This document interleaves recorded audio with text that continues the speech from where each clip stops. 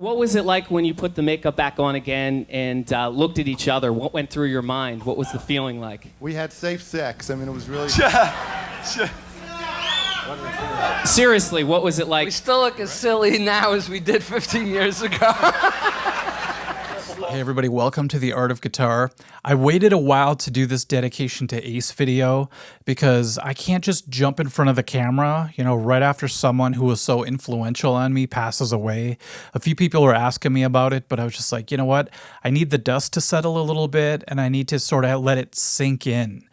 Because just like when Ozzy passed on, it's just like, it's the last thing on my mind is hey, I got to make a YouTube video. Which is weird because the news came to me as I was editing my last video I did about my Mesa Boogie head. And my nephew was flying in and it was going to be, kind of a weird weekend anyway. So I thought I would wait till now to, tell everybody what Ace Frehley meant to me and kind of how, my whole life was changed the first time I ever heard Kiss Alive. I wonder if it's the same for everybody else where you have this definitive moment in your childhood that makes everything before it seem like a blur.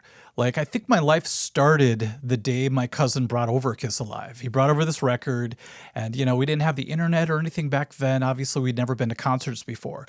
So to get this record of a live concert, I know that there's an asterisk after live when I say that, but it was life-changing. I remember putting the needle on the record and hearing that little crackle, and all of a sudden you can hear the crowd fading in. And all we had were our imaginations and the album cover and the inside, I guess, too, to really picture what was going on. Then, of course, you hear the announcer. Back then, he would say, "You wanted the best, you've got the best. The hottest band in the land." Not world. Later on, they changed it to world, but then they just go, Kiss. And you hear the intro to Deuce kick in. Instant chills back then.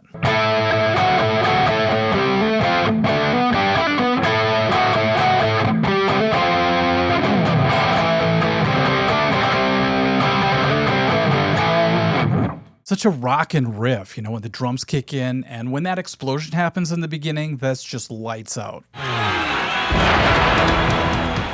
See, I'm getting excited just playing it and remembering the feeling. We stared at the album cover while the music was playing, and it just really locked in the whole moment, And my eyes really focused on Ace because he's right in the middle of the stage. He's wearing black and silver, two of my favorite colors. And he's holding his guitar straight up and down. Back then, I didn't know it was a Les Paul. But if you look carefully, it looks like he's holding it backwards. So I'm not sure if they planned that out because I think this was like a photo shoot they did. It's not really from the concert. But the way the guitar is positioned, it's actually backwards. It probably looked cooler that way than seeing the back of the guitar. I'm not really sure. And then I heard Ace's lead playing and my ears just perked up. It was like something just spoke to me. I didn't know I was going to play guitar for the rest of my life, shortly after that. Well, like 6 years after that. But I believe it had an effect. It altered my DNA, if you will. And it was nothing too flashy. His lead playing always fits the music really well. I did a whole artist series on him where I really got to study his playing and it was a lot of fun. But I realized that in the solo for Deuce alone, he does like 7 techniques that today I utilize all the time. I'm not going to play it verbatim, but he's got the unison bends.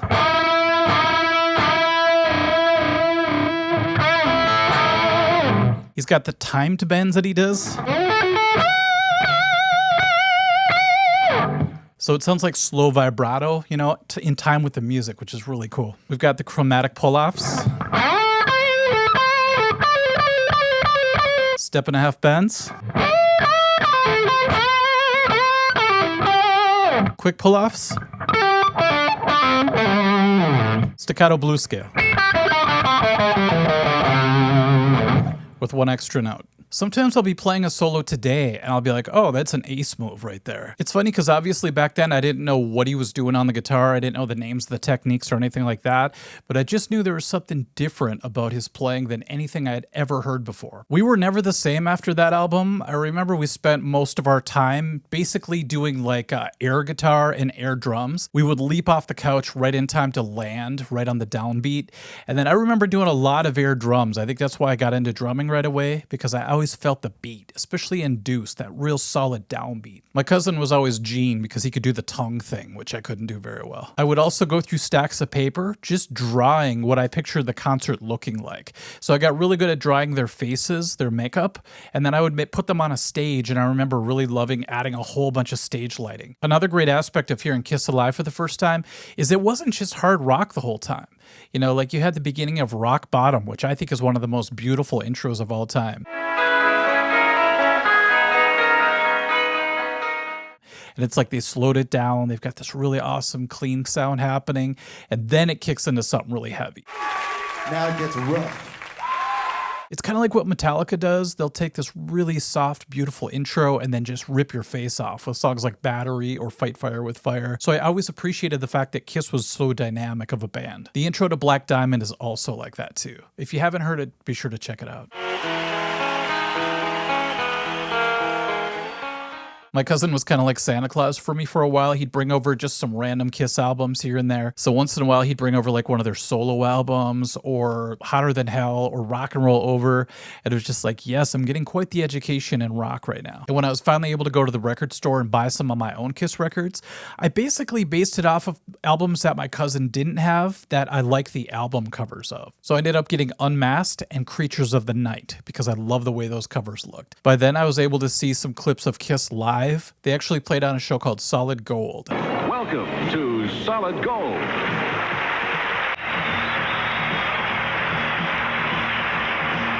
And that was really great to see for the first time. And then, of course, I would get magazines, like 16 magazine. And anytime anyone from Kiss was on the cover, I tried to get it if I could. I had to beg my parents. And then I actually would rip out the pages that had Kiss in them and glue them to my wall. So I literally used super glue, and my dad was not happy about that. I think it was still there when we moved out. So whoever bought the house after us had like pages of Kiss plastered to the wall. Everyone who loved Kiss had a favorite member. It's like you had to choose one or something. And my cousin's, I believe, was Ace, and mine was Paul right away. I liked Paul so much I dressed up like him for Halloween, and I also thought that was the easiest makeup to put on. And to tell you the truth, it took me a while to finally appreciate Ace right up there with Paul and Gene. My friends throughout the years were always Ace people. Like my friend Mike, he was like, yeah, out of all their solo albums, Ace's is by far the best.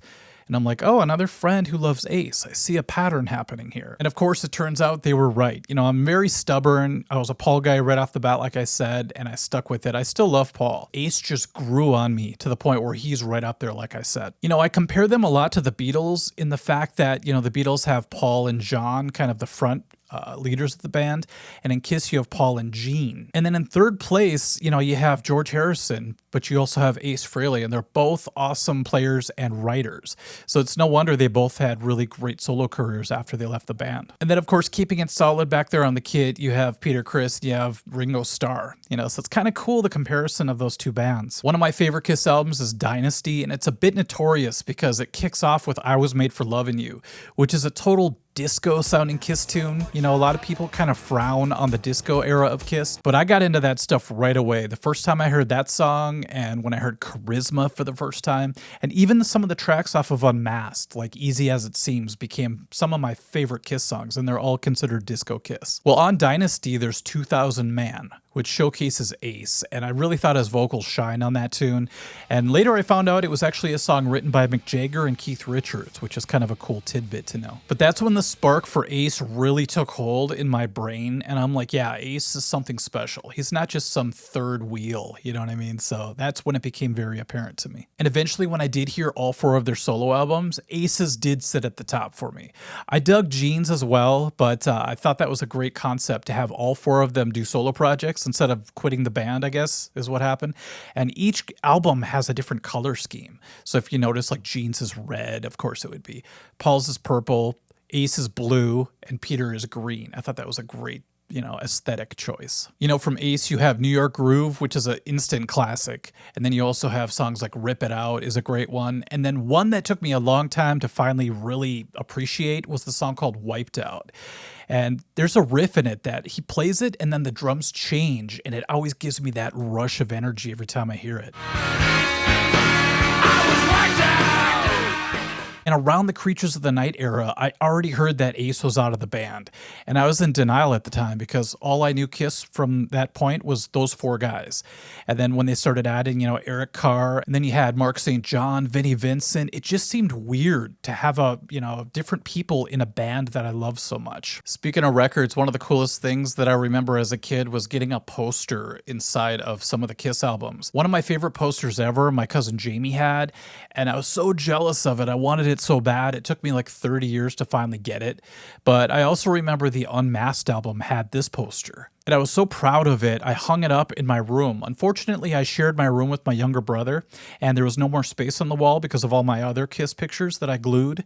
So I hung up the poster above his bed, and I remember him coming home and he started crying. He was pretty young.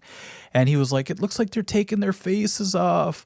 And every time I looked at that poster, by the way, my mom made me take it down. I always loved the way Ace looked. He looks like some badass superhero. Another thing I liked about Ace was he never took himself so seriously. Like there's this infamous interview with Tom Snyder where they're all four sitting there, and it's hilarious because if you go from left to right, you have Gene, Paul, Peter, and Ace. So you have the most serious on the left, all the way to the right to the least serious, which was Ace. And, he's probably chemically impaired, but he was joking the whole time and laughing like crazy. And if you look over, Gene looks just pissed off. It almost looked like a family sitting there. Like Gene was the dad, Paul was the mom, and then you had the two kids. And Ace was acting up, but because they were in public, the dad couldn't do anything about it. So he looked at him like, just wait till after this, wait till we get to the car. But there's something really important about this. Gene and Paul kind of took themselves very seriously. And I think Ace became the jester of the band, if you will. Tell me about it! Wicked Jester would have been a cool name. But this lesson happens to all of us. When you take yourself too seriously and then someone just makes you crack up, and there just has to be this balance sometimes. So I think if the interview would have went on without Ace, it would have just seemed too heavy. Here are four guys sitting there in this crazy makeup and nobody's laughing. I think Ace brought that jester quality to it, which is a really important ingredient in a successful recipe. People still quote it to this day, but I love this line. But you're kind of like a spaceman, huh? No, actually, I'm a plumber. On the side. No. And even when they had their reunion show, I actually put this clip up on Facebook on my social media page, and it got 1 million views in 2 days. It was crazy. But all it is Ace being self-deprecating. And when I say self, I mean also the band, which is funny. But check this out. We still look as silly now as we did 15 years ago. Speaking of the reunion, my friend Chris generously gave me his ticket. So I had seen him before. My first concert ever was Hot in the Shade. I talk about that all the time, but that blew my mind. That's when Bruce Kulick was in the band. And I did get to see the band with Ace, which is great. I'll never forget his guitar solo. All the pictures I saw of him with a smoking guitar. And then it took off and it just flew into the sky, basically, in concert. And I was just like, I can't believe I'm really seeing this in real life. It was so surreal. I hate to use that word. It's overused, but it truly was. I mentioned it before, but it was a real education making that techniques video for him because I, came up with 17 of his techniques, and it was great because a lot of people watched it so far, and it's really gaining traction now, sadly, because he passed away. But it's one of those videos that gave me a brand new respect for Ace. You could hear his techniques, you can hear his solos, but until you actually study them and try to play them like he plays them, it's just not the same. And you learn that he always plays what's right for the song, but he kicks it up a couple extra volts, if you will. A lot of people love to play tasty, playing what the song calls for. Ace did do that, but he also went a few steps beyond. Of course he would. He's the spaceman. He's a little bit wild, I just grabbed a random guitar to put behind me, and I just realized that it kind of looks like a spacey guitar. It looks like something maybe Ace would have played. Maybe not. I don't know. Maybe for a video. Maybe for Kiss Meets the Phantom in the Park, Anyhow, I grabbed the guitar again to prove a point. Some people, especially the shredder types, sometimes they roll their eyes at guys like Ace and say, oh, he just plays pentatonic basic stuff, And I thought, that might be true, but try playing one of his solos in a band, in time, and have the same attitude, the same inflections, the same musicality. And it's not as easy as you think. It's not as easy as it seems, if you will. Pardon the pun. Take the ascending pentatonic lick at the end of the Love Gun solo, and it seems like it would be easy on paper. But when you have to do it full speed and make it sound good, it's not so easy. Here's what it is slow.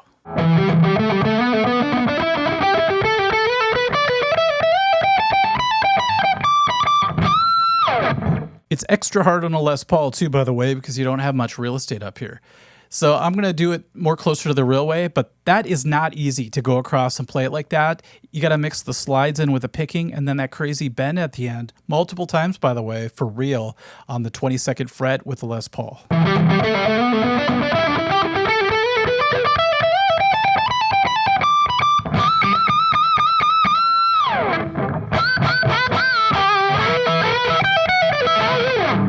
Okay, you get the idea. Now, I grew up playing Satriani, Steve Vai, Dream Theater, and that was difficult. And for people that think you got to play a million scales and know all the modes and all the tricks, it's one of those things where, like, what are you doing with those things? If you could take something so simple as a pentatonic scale and do something legendary with it, I'd say that's a much higher level. I hope Bruce Kulick isn't watching this right now going, dude, you totally butchered that. I'm sure Bruce would agree, though, it's hard not to use Ace-isms when you play. So I'll just be doing some lick, and I find myself just kicking into something like Ace would do. Like, it'd go like...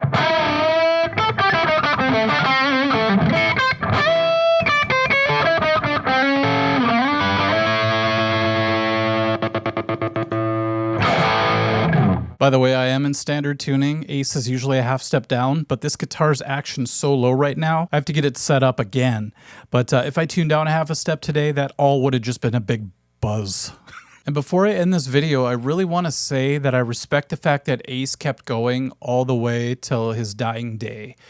You know, when he pulled out of his tour, I thought, oh, that doesn't sound good, you know. But not too long before that, he had put out some new songs and he was touring. And it was one of those things where it's like when someone has a bad fall at that age, even though he's only 74, I consider that young still. But to be 74 and still touring, playing rock shows, that's one of those things where not everybody can do that. You know, it's kind of sad to see a lot of my favorite musicians getting up there in age now. And once they pass, you know, I know it's morbid, but you start to wonder, you know, who's going to be next? And who's left as far as, you know, keeping the torch of rock and roll going? And are there people coming up from the younger generations that are going to be able to take over? And I guess we'll see, but it's going to be one of those things where you just have to accept that that's how it is. But once again, I think that's so badass that Ace went down swinging. And, you know, I actually went to an antique store this last weekend with my nephew, and I found Fraley's Comet. And I was just like, oh, man, it just... meant to be or something, you know. But Ace, if you're listening, thanks for getting me into this crazy world of guitar. I appreciate that. I'd have it no other way. And I guess as somebody cleverly said, you know, rest in space. I love that saying. So, okay, everybody, thank you for watching, and we'll catch you later. Bye-bye.